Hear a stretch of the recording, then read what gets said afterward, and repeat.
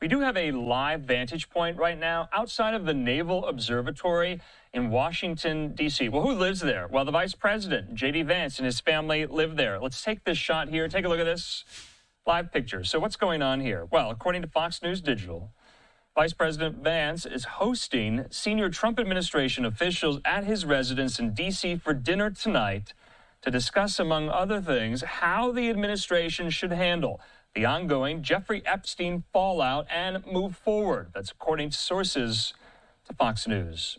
So Vance invited Attorney General Pam Bondi, FBI Director Kash Patel, and Deputy Attorney General Todd Blanche to dinner at the 12-acre vice presidential residence there in Northwest Washington.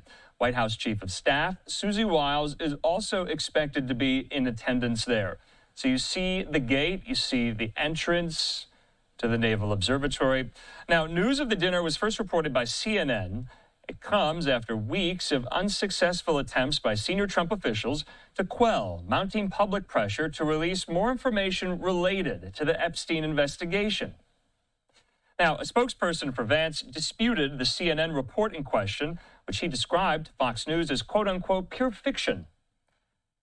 So Vance's communications director, William Martin, said in a statement to Fox News Digital, quote, "There was never a supposed meeting scheduled at the vice president's residence to discuss Epstein's strategy. But two well-placed sources in the administration subsequently confirmed to Fox that the dinner at the home is taking place. They said that the dinner, while not focused entirely on the Epstein fallout, will be one of the topics they plan to discuss." So there's a lot of moving parts to this.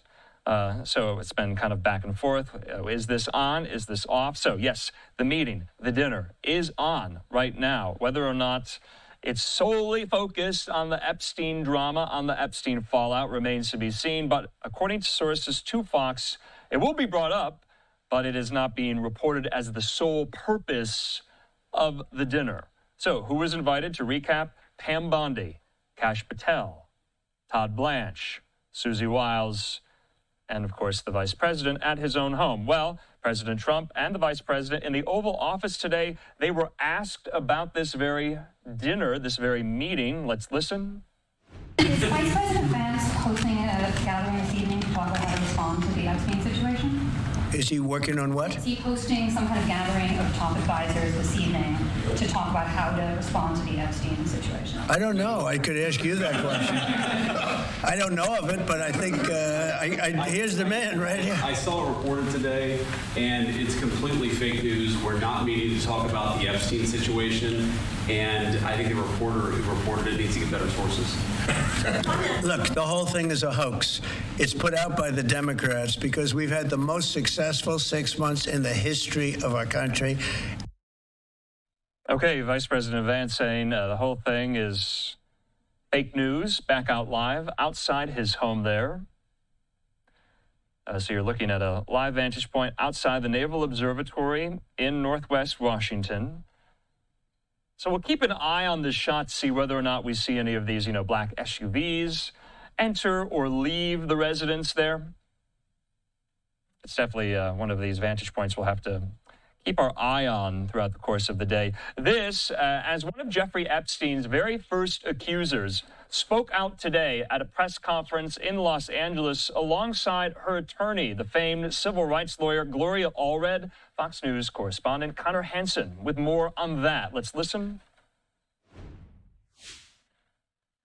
When I see it on the news every day, Jeffrey's in my brain, and I see him again and again. Another alleged victim of Jeffrey Epstein says she filed a police report against him in 1997. Alicia Arden gave her thoughts as the government weighs whether to release audio and transcripts of Deputy Attorney General Todd Blanche's two-day interview with Epstein accomplice Ghislaine Maxwell. Ghislaine Maxwell should not be pardoned.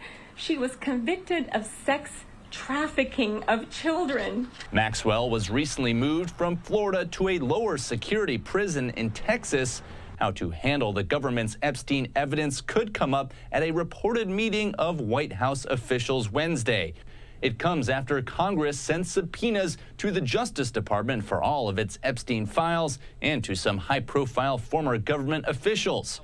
Meanwhile, members are getting an earful from constituents during their summer recess. Why are you covering up the Epstein files?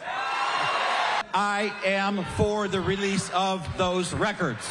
A recent Fox News poll shows 2/3 of Americans do not think the government is being open and transparent about the Epstein case.